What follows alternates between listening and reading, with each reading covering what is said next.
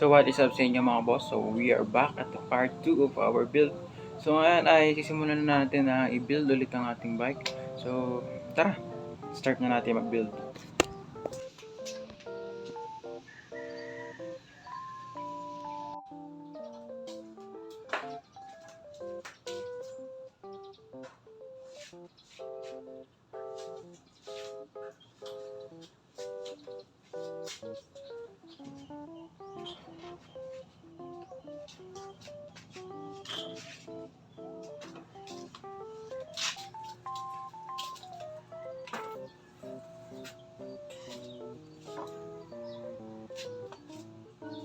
So, ayan ang gagawin muna natin dito sa ating project bike. Ang una natin gagawin ay kakabitan natin siya ng calipers. Ayan, so ito yung ating caliper na kakabit. Ayusin pa natin yan. Kasi may mga sukat-sukat din yan. Ayan. Tapos, ang sunod natin gagawin dito is tatanggalin natin itong FD. Tanggal natin FD, tanggal natin itong shifter. Then, ayun, kakabit din natin ang preno yan. So, ayun muna ating gagawin. So, tara. Simulan na natin. Let's go!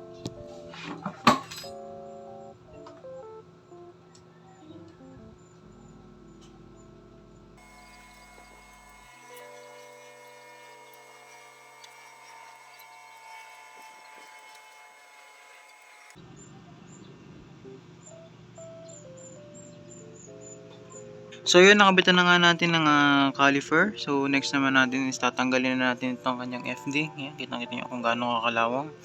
Para matanggal din natin itong kanyang shifter para luminis din. Tama ang cable niya eh. Medyo magulo ang cable. So ayan, tara. Start na natin tanggalin yung ating FD. So let's go! So itong FD, lalagariin muna natin to sa part siguro dito. Tapos babaliin natin para matanggal yung ating kadena dito. Kasi wala siyang tanggalan eh. Ang way lang para pantanggal ng FD is puputulin muna yung kadena, pero di pa natin need putulin yung kadena eh. So ngayon lalagarin natin dito, tapos i-bend para maipalabas natin tong kadena nang hindi na tayo nagpuputol. So yun, lagarin na natin dito. So tara.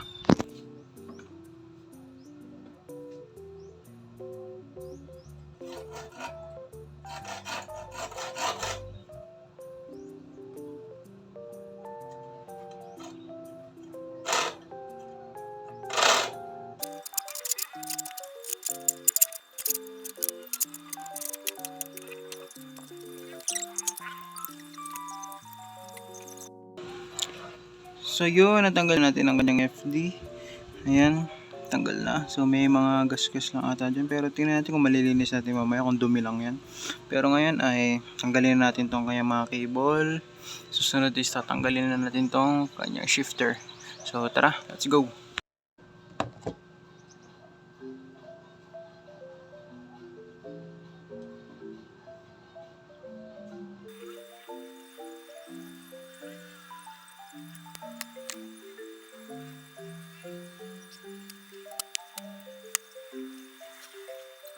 So yun, natanggal na natin. Yan, wala na. So ito yun, yung shifter natin, tapos freno, tapos yung ating grips. Ngayon tatanggalin din natin to. Nahanap ko na ano daw siya, parang extension ng ating handlebar. Pwede lagay dito mga flashlight, cellphone holder, mga ganyan. So hindi natin kailangan to, kaya tatanggalin natin to. So yun, tara, unscrew na natin yan. Let's go!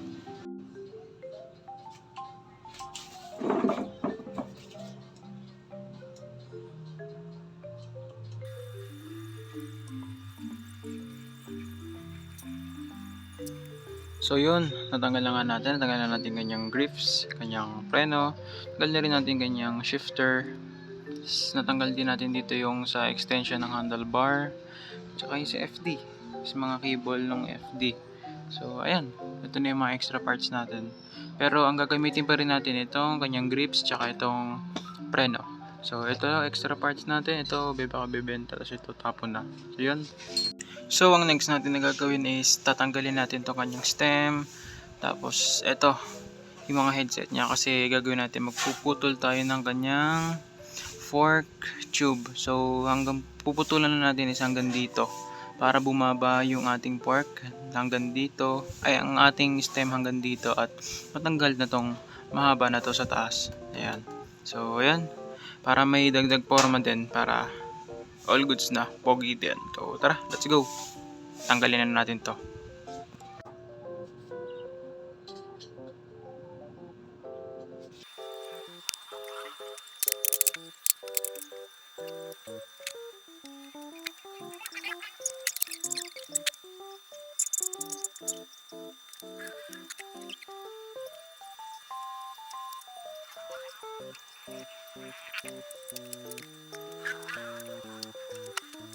So yun, natanggal na nga natin. Ayan. So ginawa ko muna pantukod tong ating handlebar para hindi tumamba yung ating bike. Ito na yung ating fork. So ito yung tinanggal ko na rin yung ating wheel set. So dito tayo magpuputol. Ayan, dito. Ayan. Pabawas lang tayo dito hanggang konti dito. Kasi meron pa siyang top cap. So hanggang dyan ang putol natin. So ayan, ganyan kahaba yung puputulan. So tara, simulan na nating lagarian. Let's go!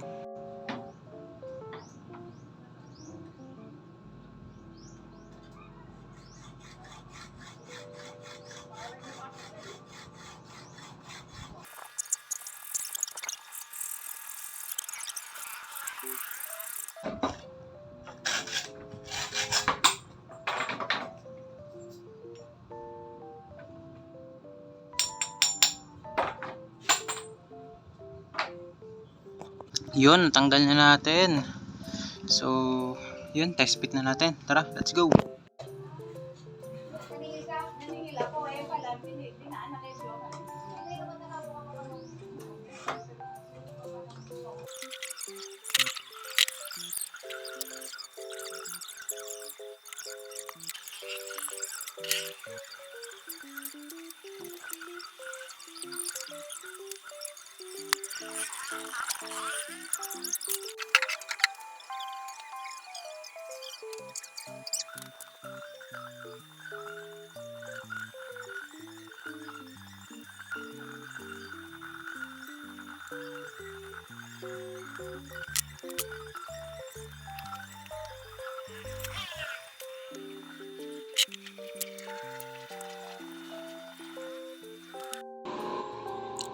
So, yun, nakikabit na nga natin. Ayan, lowered na siya. Oh. Tinanggalan na natin spacer, yung maliit na half a meter, half a inch ata yun. Something, di ko alam. Basta, ayan, wala na siyang spacer dito. Wala na rin dito yung spacer sa taas. So, ayan, mukha na siyang lowered.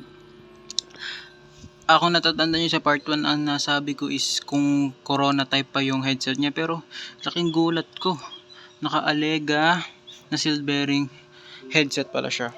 So yun, mukhang maganda-ganda ang headset natin dyan na nakakabit kasi seal bearing na. So ngayon, hatry natin kung ano itsura ng tindig pag kinabit na natin yung ating wheel set sa harap. So ayan, pagkakabit nating wheel set, kabit na rin natin yung ating brakes. So let's go!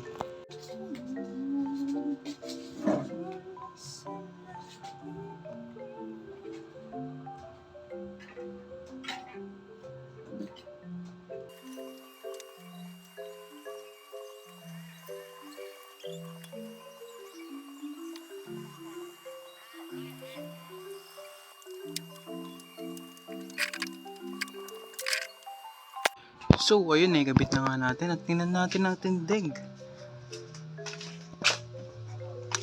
Naks naman oh, pumogi. Ang ganda ng tindigan niya nung na-lowered. Ay, dali may magpapofocus. Ayun oh. Ganda ng tindigan niya oh. Nung na-lowered, kasi may pagka-negative din tong stem niya oh. Negative 7 nata yan. Pogi. Kumuha po. Nice one. So ngayon ay kakabit na natin yung preno sa harap. So tara, let's go.